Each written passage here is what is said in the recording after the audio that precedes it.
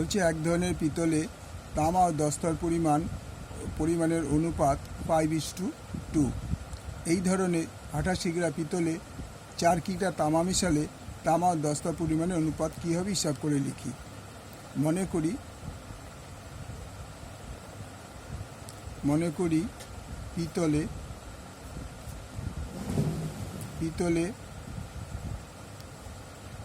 তামা ও দস্তার পরিমাণ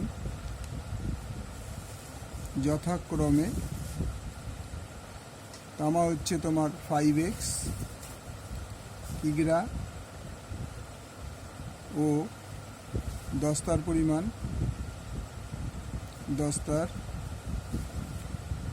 পরিমাণ 2x কিগ্রা।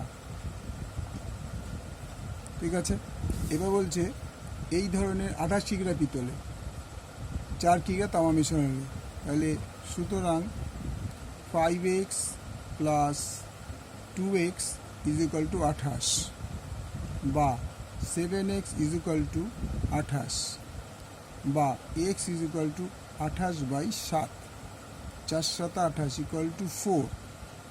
সুতরাং তামার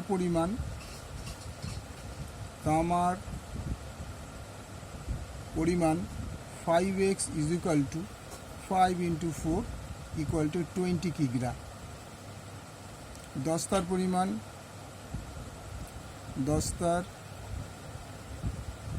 পরিমাণ 2x is equal to 2 × 4 is equal to 8 কিগ্রা।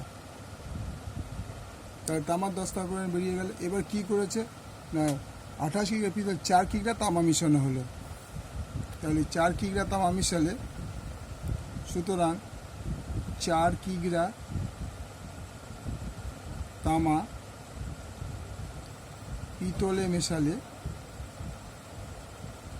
4 কিগ্রা পিতলে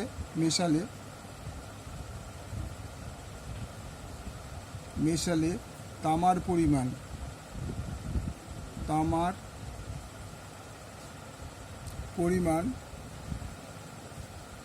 equal to তামা কত হলো, তামা ছিল 20, তার সঙ্গে 4 কেজি যোগ হবে, তার মানে 24 কিগ্রা। তাহলে তামার পরিমাণ হয়ে গেল 24 কিগ্রা। এবার কী বলেছে যে তামার দস্তার পরিমাণ অনুপাত কি হবে এটা লিখতে হবে। তাহলে সুতরাং তামা ইস্টু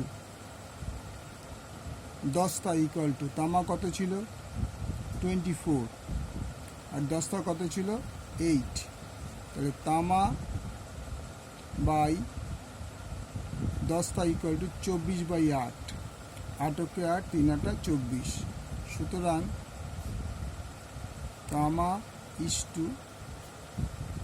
ইস্টু দস্তা equal to 3:1। Okay, thank you.